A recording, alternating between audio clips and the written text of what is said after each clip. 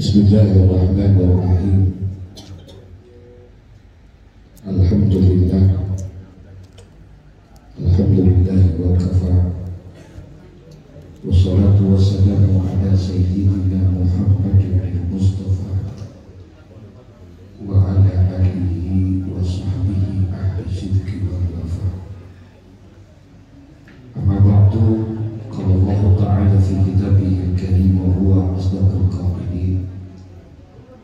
Wa ma arsalnaka illa rahmatan lil alamin. Wa qala Allah ta'ala fi ayatin ukhra, inna Allaha wa malaikatahu yusholluna 'alan nabi ya ayyuhalladzina amanu shollu 'alaihi wa sallimu taslima. Para ulama, para kiai, para asatidzah yang sangat saya hormati dan muliakan, para orang tua dan tokoh masyarakat, bapak-bapak, ibu-ibu, hadirin wal hadirat, wabil khusus pengurus majelis taklim Tadbirul Iman, akhirnya Pak Haji Sukron beserta jajarannya, muqarrab guru kita bagi Haji Yahya Hasyim, Bapak RW yang tadi telah menyampaikan sambutannya. Doain mudah-mudahan jadi lumrah. Amin. Di Papua.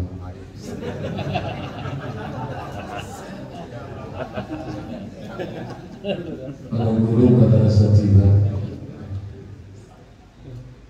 beruntung kita malam ini bisa hadir di tempat ini karena kita berada di dalam satu majelis yang baik, dalam acara yang baik, berkumpul dengan orang-orang yang baik. Insya Allah keluar dari tempat ini menjadi manusia yang baik. Amin ya rabbal alamin. Majelis ini adalah majelis yang baik. Bahkan kata Imam Ghazali, majelis yang seperti ini termasuk min a'zam ibadah. Di antara ibadah yang paling besar adalah duduk di majelis ini. Alhamdulillah. Kenapa demikian? Karena Rasulullah mengatakan thalabul ilmi afdalu illallah minas shalah wasiyam wal haji wal jihad fi sabilillah. Menuntut ilmu itu jauh lebih baik, lebih utama di sisi Allah daripada sholat, daripada puasa, daripada haji, bahkan lebih utama daripada jihad. Kenapa demikian? Karena sholat yang kita kerjakan, puasa yang kita lakukan, haji yang kita laksanakan tidak akan diterima oleh Allah kalau tidak dilandasi dengan ilmu. Makanya orang-orang yang hadir ke majelis ilmu adalah orang-orang pilihan. Hadir ke majelis yang seperti ini, tuan guru kita Bapak Kiai Yahya, Pak Habib Nabil Al-Badri, Masya Allah. Bahkan saya dengar katanya orang tua Habib Nabil juga mengajar ini. Masya Allah, beruntung kita. Gak usah lama-lama, duduk aja kita ngaji di majelis ilmu. Tadi saya tanya sama Ustaz Yahya, baca kitab apa? Kitab Tanqih. Dalam kitab Tanqih itu ada satu hadis. Satu hari Abdullah ibnu Mas'ud dipanggil oleh Nabi. Kata Nabi, ya abna Mas'ud, julusuka fi majlisil ilmi. Wahai Abdullah ibnu Mas'ud, duduknya kamu di dalam majlis ilmu walaupun hanya satu saat saja, tanpa membawa kitab, tanpa membawa buku, tanpa membawa pulpen, timbang duduk saja afdalu min alfi raka'atin. Itu lebih utama daripada orang yang sembahyang 1000 rakaat. Subhanallah. Duduknya doang. Nilainya begitu besar di hadapan Allah. Makanya majlis ini adalah majlis yang baik. Insya Allah penuh keberkahan dari Allah Subhanahu wa Ta'ala. Tak usah lama-lama, walaupun satu saat saja kita. Ini biasanya kalau di sini mau sampai jam berapa ya? Halo? Sampai jam berapa? Jam berapa? Tinggal satu. Oke. Berapa duit? Jadi majlis ini majlis yang baik. Acaranya juga acara yang baik. Bagi umat Nabi Muhammad tidak ada hari yang paling agung, hari yang paling terbesar, hari yang paling mulia bagi umatnya Nabi Muhammad selain daripada hari lahirnya Nabi Muhammad. As-Sayyid Al-Habib Muhammad bin Alwi Al-Maliki, beliau mengatakan bahwa hari lahirnya Maulid adalah merupakan min a'zabil a'yad, adalah merupakan hari raya yang paling besar di antara hari-hari raya yang ada di umat Islam. Maulid dia lebih besar daripada hari raya Idul Fitri. Maulid lebih besar daripada hari raya Idul Adha.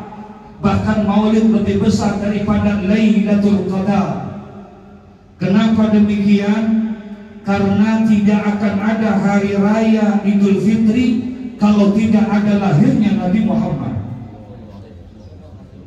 Tidak akan ada yang namanya hari raya Idul Adha kalau tidak ada lahirnya Nabi Muhammad. Bahkan tidak akan ada Lailatul Qadar kalau tidak ada lahirnya Nabi Muhammad. Allahumma shalli ala sayyidina Muhammad. Ahlan salah ayo. Allah ya. Alhamdulillah, sampai sini aja ya.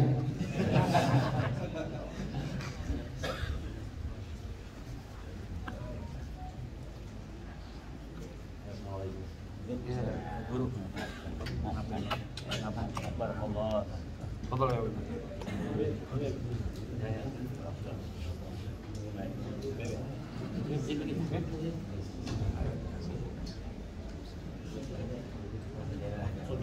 Pak Ewe mau kemana Pak Ewe?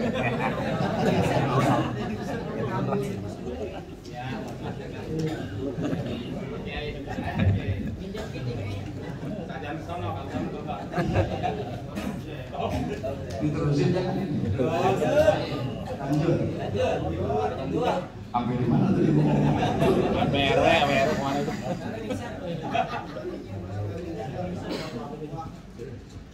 Tidak ada hari yang paling besar bagi umat Islam kecuali hari lahirnya Nabi Muhammad. Nggak ada Idul Fitri kalau tidak ada lahirnya Nabi Muhammad. Betul?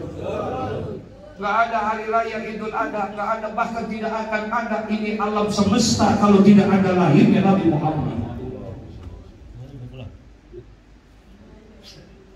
Tadi saya ngajar baca kitab Mukhtarul Ahadits An-Nabawiyah. Dalam kitab Mukhtarul Ahadits An-Nabawiyah diceritakan ada satu hadis yang cukup panjang tentang proses penciptaan Nabi Adam alaihissalam. Nabi Adam itu diciptakan oleh Allah.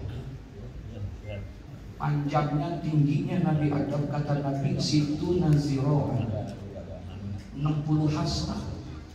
Kalau ukuran kita 60 hasta kurang lebih 30 meter. Nabi Adam 30 meter. Nabi Adam 30 meter.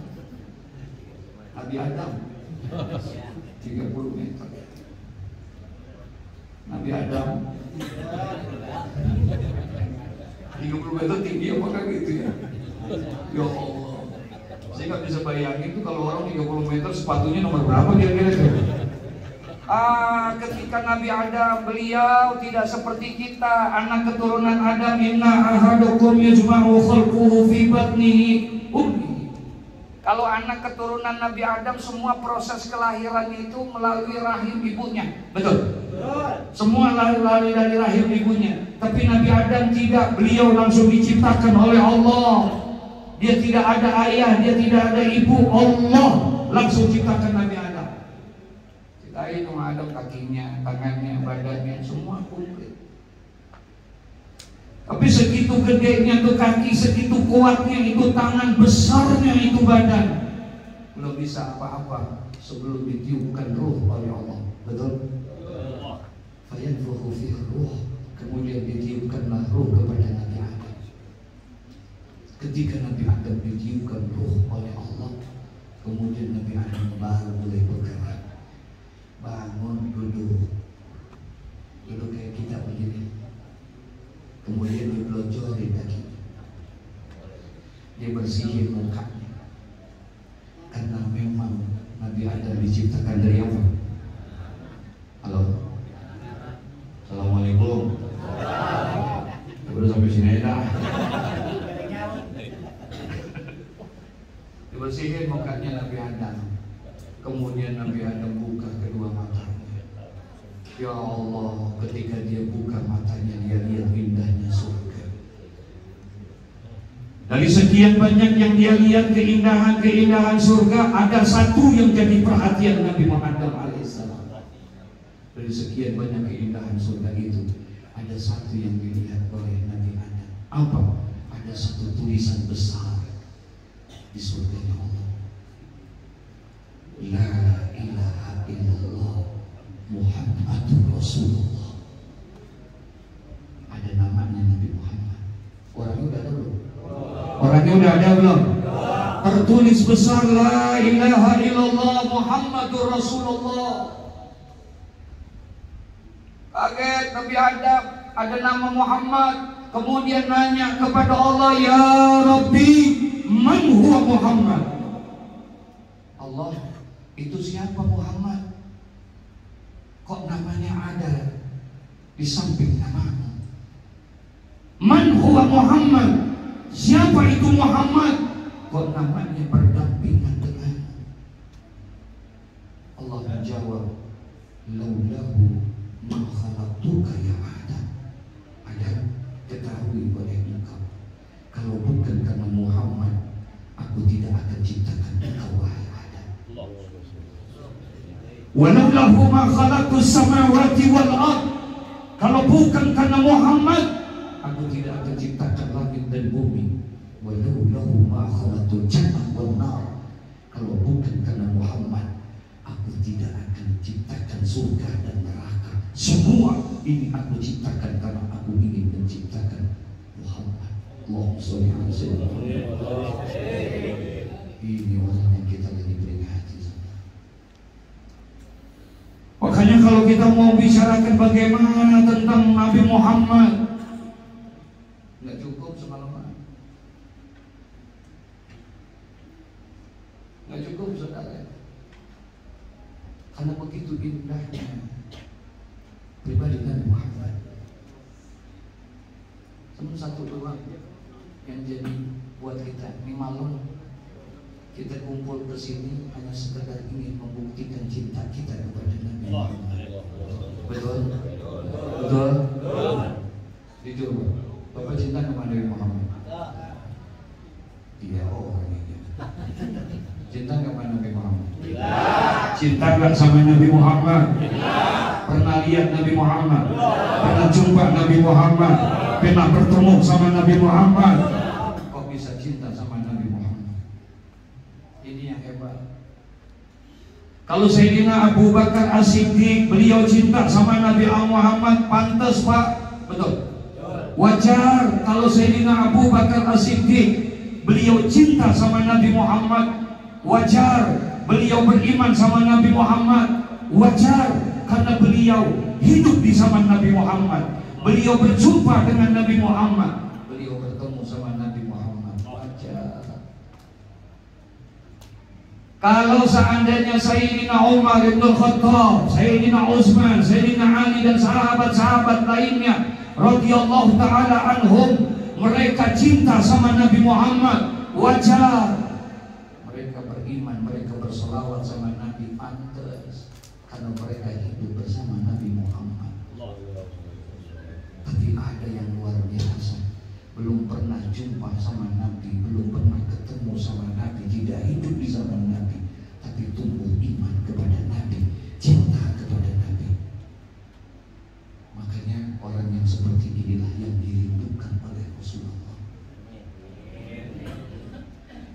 Satu hari Rasulullah Shallallahu Alaihi Wasallam sedang berkumpul seperti ini di hadapan para sahabat-sahabat.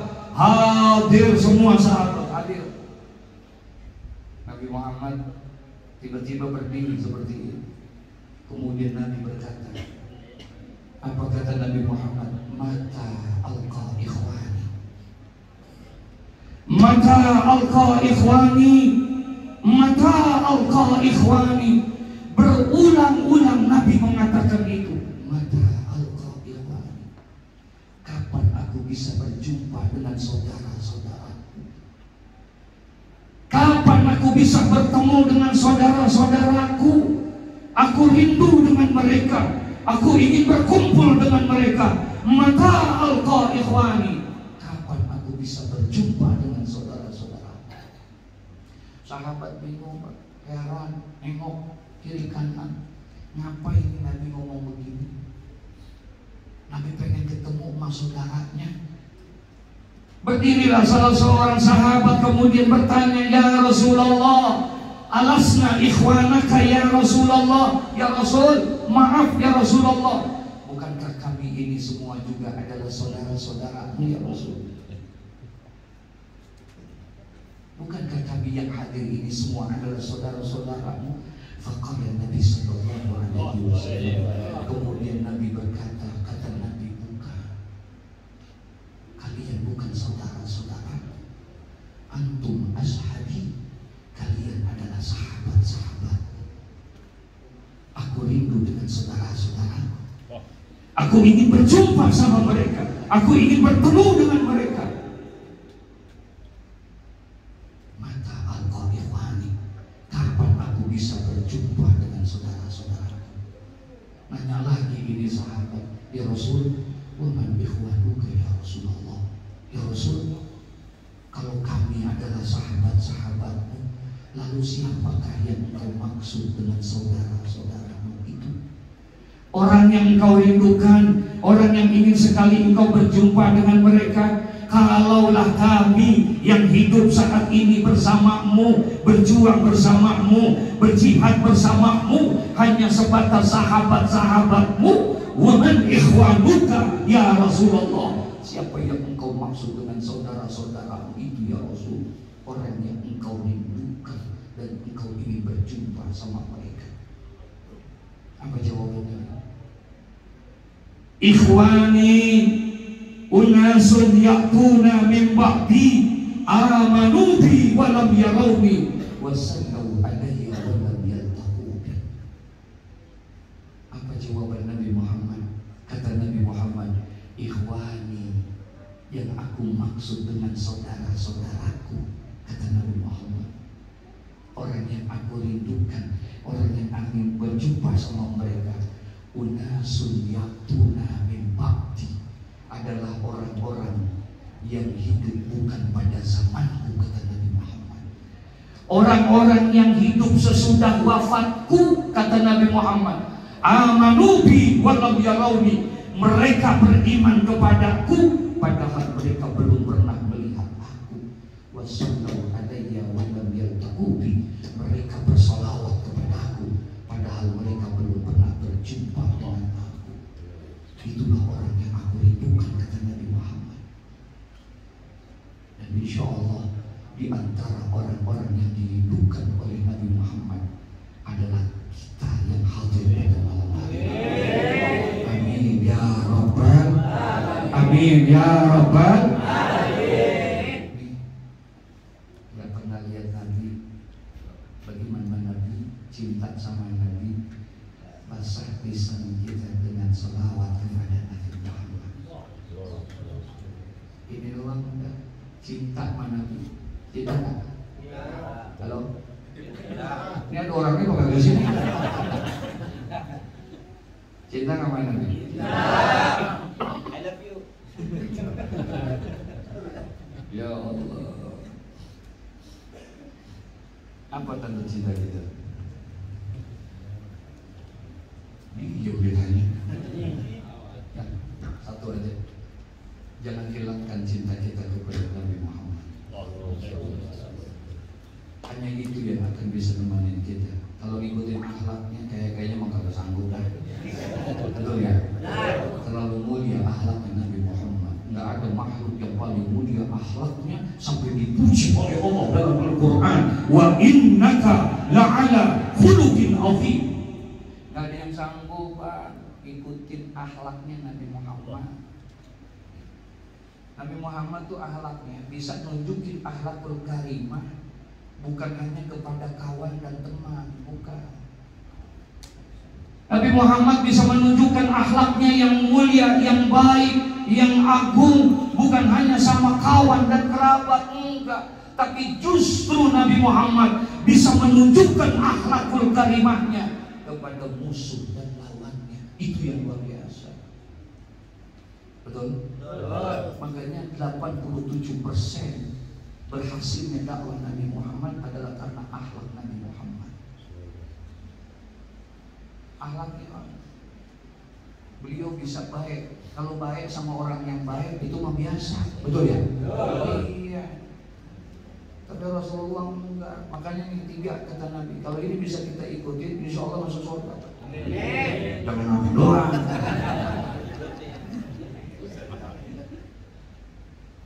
Kata Nabi Muhammad salasun man kunna fihi hasabahullahu hisaban yasira wa adkhalahul jannah.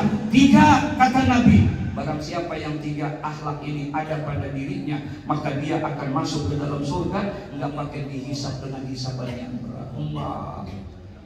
Besok masuk surga enggak pakai dihisab lagi, Bang. Enak kan? Enak kan?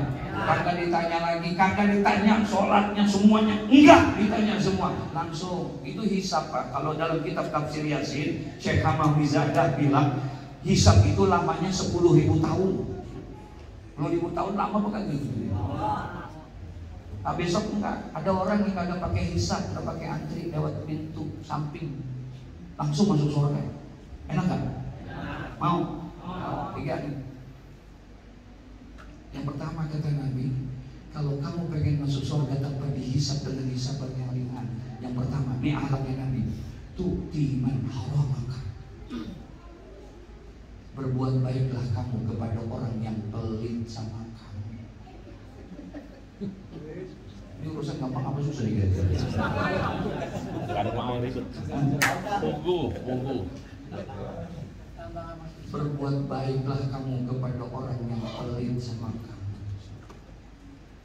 Kalau ada tetangga baik sama kita, kemudian kita baik sama dia, itu luar biasa. Betul? Itu sih nggak perlu pakai contoh Nabi. Betul?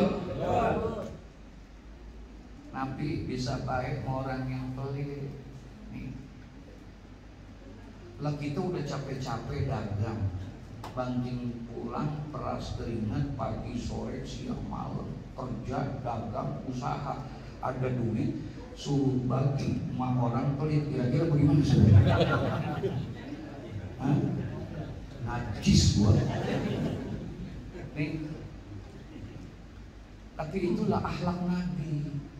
Dia bisa berbuat baik sama orang yang pelit. Ya Allah, ada orang pelit di sini? Ada orang pelit di sini? Banyak. Mana orangnya? Al-bakhil, ba'idun minan nas, ba'idun minallah, ba'idun minal jannah, wa qaribun minan nar. Ini Pak, orang yang bakhil jauh sama manusia. Manusia nggak ada yang demen orang yang bakhil. Betul ya? Tahu bakhil nggak? Apa bakhil? Pelit. Tahu pelit? Medit. Tahu medit? Koret. Orang nggak ada yang demen. Wa ba'idun minallah, ay ba'idun min rahmatillah. Orang yang pelit jauh sama rahmat Allah. Wa ba'idun minal jannah, jauh sama surga.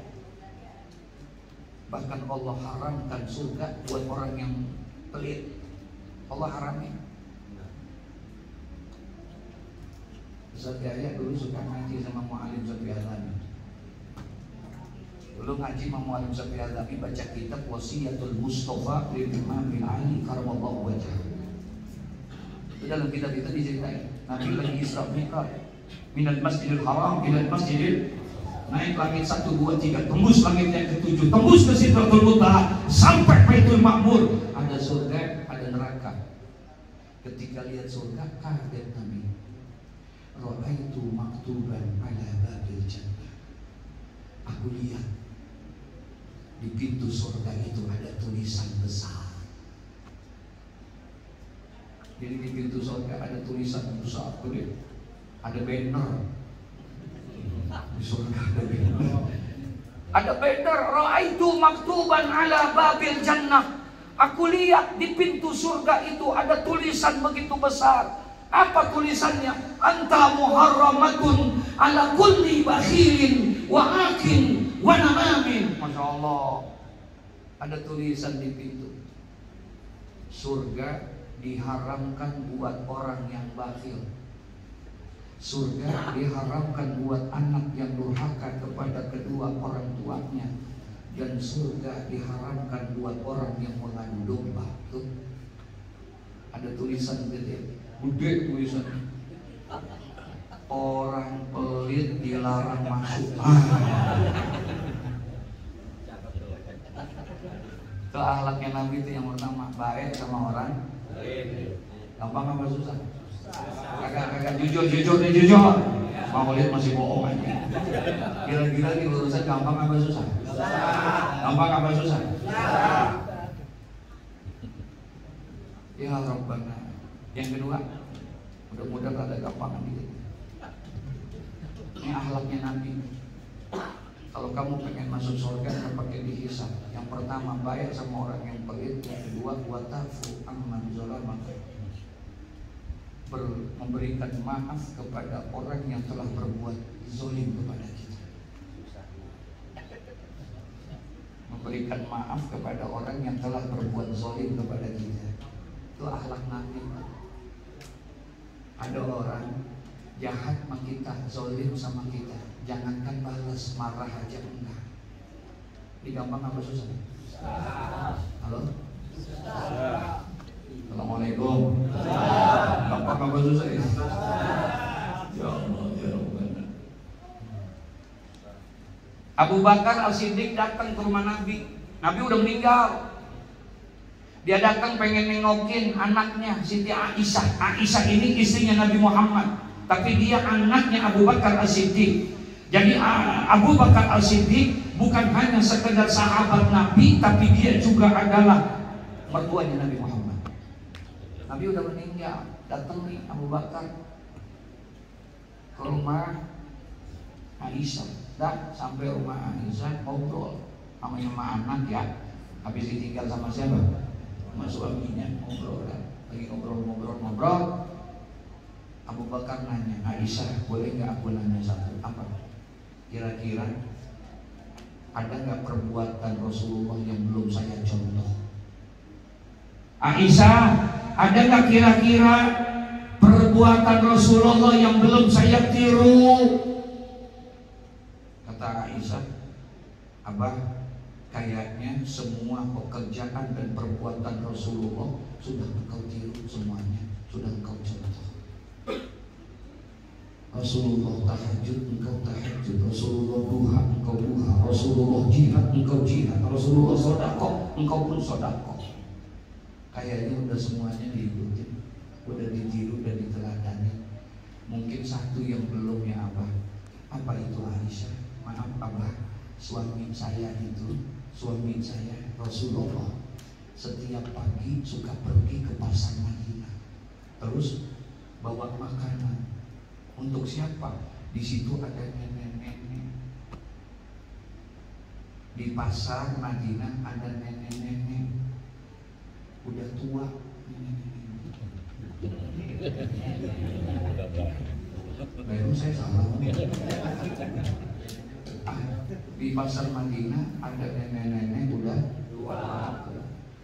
Dia orang Yahudi, matanya buta. Dan dia orang yang paling benci sama Nabi Muhammad. Nenek-nenek. Dia orang Yahudi, buta matanya, tapi dia orang yang paling gedeg. Tahu gedeg? Apaan gedeg ya? Orang yang paling benci sama Nabi Muhammad. Jadi kalau ada orang yang datang nemuin tuh nenek, nenek itu pasti ngomong, "Nak, kamu kenal sama Muhammad? Jangan deket-deket sama Muhammad. Muhammad tukang sihir, Muhammad tukang hasud, Muhammad tukang fitnah. Dia orang gila. Jauhi Muhammad." Setiap orang yang datang selalu dibilang begitu. Karena saking apanya? Bencinya Nabi Muhammad. Tapi apa yang dilakukan oleh Nabi? Nabi tiap pagi bawa datang menemui makanan. Kemudian Nabi menyuapi nenek itu. Ya Allah, dengan penuh kasih sayang disuapi sama Nabi Muhammad. Kemudian makanan itu dimakan. Selesai makan, nenek itu ngomong, "Nah, jangan deket-deket sama Muhammad." Padahal yang diajak ngomong, "Jangan dekat-dekat sama Muhammad, nah. Muhammad tukang sihir, Muhammad tukang hasud, dia tukang fitnah. Nanti kamu akan kena disihir oleh Muhammad. Jauhi Muhammad." Begitulah yang dilakukan oleh sang nenek kepada Nabi Muhammad. Dia orang gila, jangan dekat-dekat.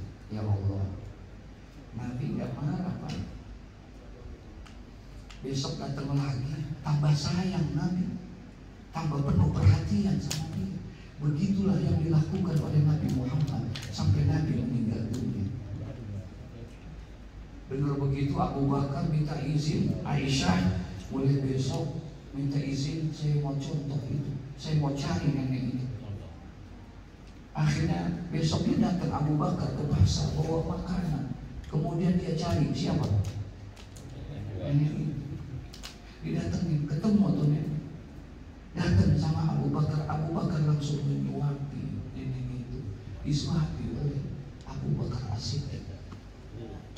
Setelah dimakan oleh nenek, makanan yang disuapi oleh Abu Bakar, nenek itu nanya sama Abu Bakar, "Mana anda?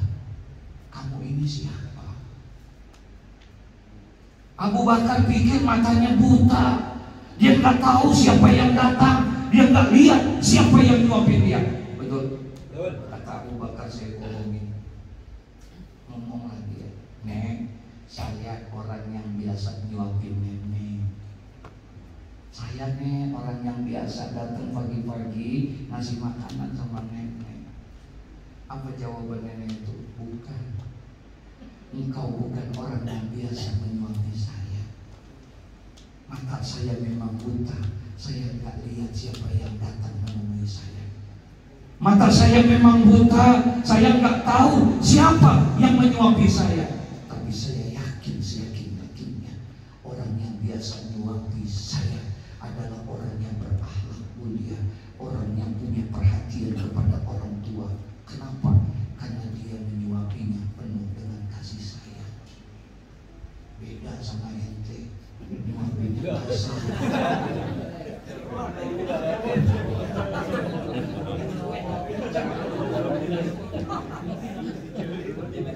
Kira-kira Abu Bakar malu kan? Malu kan? Apa kata Abu Bakar? "Iya nek, maafin. Emang bukan saya yang biasanya maafin nenek tiap pagi." "Oh gitu?" "Iya." "Lalu siapa orang yang biasa nyuapin saya setiap pagi?" "Nek, maaf, orangnya udah meninggal, Nek. Justru saya lakukan ini, saya ingin mencontoh perbuatan dia, Nek." "Siapa orang itu?" Kata Abu Bakar, "Yang setiap hari menyuapi nenek adalah Muhammad bin Abdullah." Dengar nama Muhammad bin Abdullah, gemeter nih sama nenek, pegang tangannya Abu Bakar. "Ya Abu Bakar, benarkah yang setiap hari menyiapkan itu menyuapi aku adalah Muhammad bin Abdullah?" "Benar." "Alangkah mulianya akhlak Muhammad bin Abdullah. Tahukah engkau wahai Abu Bakar, tiap hari dia nyuapi saya, tapi tiap hari itu pula saya caci maki dia, saya kata-katain dia, saya bilang gila, tukang sihir, tukang fitnah, dan lain sebagainya. Tapi dia tidak pernah marah sama saya, tapi tiap hari malah tabat saya." Betapa mulianya anak Muhammad. Abu Bakar, kalau memang Muhammad sudah meninggal dunia, antarkan saya ke kuburnya. Diantarilah ke kuburnya Nabi Muhammad. Sesampainya di depan kubur Nabi Muhammad, kemudian dia duduk. Dia pegang umurnya Nabi Muhammad seraya dia berkata, "Ya Abu Bakar, di hadapan kuburnya Muhammad bin Abdullah, saksikan olehmu, asyhadu an la ilaha illallah wa asyhadu anna Muhammadar Rasulullah." Masuk Islam karena apa? Akhlak Nabi Muhammad.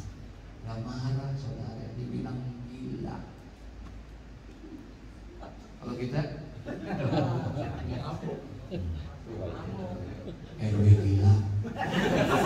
Bukan RW ini, bukan. Marah gak kira-kira? Itu Nabi Muhammad enggak. Ya Rabbana, doain Pak RW biar banyak umur, sehat walafiat, jadi lurah. Gimana? Nabi pulang ke rumah habis sembahyang. Sampai di rumah kaget Nabi. Kenapa? Kotor rumah Nabi. Ada yang buang sampah, ada yang buang kotoran ke rumah Nabi Muhammad. Nabi pulang, maaf nih bang, yang dibuang kotoran ke rumah Nabi bukan kotoran kambing doang, bukan kotoran kontak, kotoran manusia dibuang ke rumah Nabi. Lagi lihat, tapi Nabi nggak marah. Nabi bersihin, dibuang ke tempat sampah. Ini alat Nabi. Besok dilakukan begitu lagi, dibuang lagi itu kotoran ke rumah Nabi. Tiap hari saudara. Dan Nabi tahu siapa yang buang. Nabi kenal mas siapa yang buang, tapi Nabi nggak marah, nggak. Nah, bersihin aja mah Nabi tiap hari, masya Allah. Bahkan pernah satu hari Nabi pulang ke rumah, bersih rumahnya. Lah, tumben kagak ada kiriman. Biasanya ada kiriman ya bersih aja segala macam. Apa kata Nabi? Entar kali zuhur, tungguin. Sampai zuhur kagak ada. Entar kali asar, sampai malam kagak ada. Ya dia lupa. Apa kata Nabi? Mungkin besok kali dirapel. Ditungguin sampai besok bang. Ternyata 2 hari rumah Nabi bersih, nggak ada sampah, nggak ada kotoran. Apa yang dilakukan Nabi? Nabi pergi ke rumah tetangga, nanya, "Aina fulan? Si fulan kemana ya?" "Kenapa ya Rasul?" "Enggak, saya mau nanya aja. Kemana si fulan?" "Maaf ya Rasul, si fulan sakit." "Sakit?" "Iya." "Sakit apa?" "Covid." Udah ada.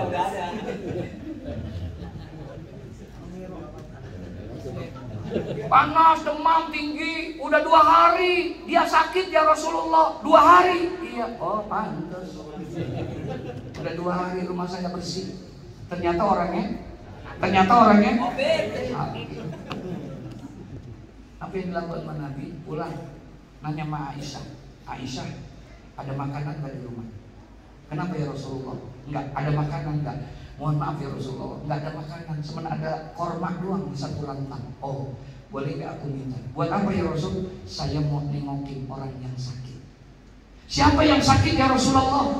"Orang yang biasa buang kotoran ke rumah kita lagi sakit." Ini alatnya Nabi. Datang Nabi ke sana. Ya Allah, tuh orang kedatangan Nabi kira-kira bagaimana saudara? Masya Allah. Apa kata dia? "Muhammad, mulia bener akhlak engkau ya Muhammad. Tiap hari aku zahat sama engkau, aku zolimi engkau. Tiap hari aku buang kotoran manusia ke rumah engkau. Engkau gak pernah balas, engkau gak pernah marah. Mulia bener. Sekarang aku sakit Muhammad. Teman-temanku, saudara-saudaraku yang seagama sama aku, dia tidak ada satupun yang menjemput aku, tapi justru engkau yang datang pertama menjemput aku. Padahal engkau orang yang selalu aku zolimi." Luar biasa akhlakmu Muhammad. Diambil tangan Nabi Muhammad. "Ya Muhammad, asyhadu an la ilaha illallah wa asyhadu annaka Muhammadar Rasulullah." Masuk Islam gara-gara apa? Akhlak Nabi Muhammad. Masya Allah. Tuh di sini, ntar pulang habis maulid rumah kita ada yang buang sampah, ada yang buang kotoran, kira-kira marah apa kagak kira-kira? Kira-kira marah apa kagak? Ya Allah. Tuh orang yang buang sampah, yang buang kotoran sakit, mau nengokin? Mau nengokin? Mungkin campur doa kali, mampus kalian tuh. Nih, bisa memaafkan orang yang berbuat jahat kepada diri. Gampang apa susah? Susah. Gampang apa susah? Ya Allah, apa masuk surga ini? Dua. Kalau yang pertama berat dah, baik sama orang. Yang kedua, memberikan maaf sama orang yang jahat sama kita, berat. Betul. Nah, terakhir, ini atut. Yang ketiga, ini mungkin yang rada gampang sedikit, mudah-mudahan kita bisa kerjain. Insya Allah. Yang ketiga kata Nabi, kalau kamu pengen masuk surga tanpa dihisab, nih yang ketiga apa? Sil man qata'aka, bersilaturahmilah kamu kepada musuhmu. Kira-kira bagaimana? Apa susah kira-kira ya? Suruh silaturahmi kepada musuh. Maaf ya Pak, kalau kita silaturahmi ke rumah teman biasa, silaturahmi ke rumah saudara biasa. Ini sekarang disuruh silaturahmi ke rumah musuh. Ya Allah, boro-boro suruh silaturahmi lewat rumahnya juga. Amit-amit gue lewat situ, jis gue. Ya ilaha illallah. Ada yang begitu di sini?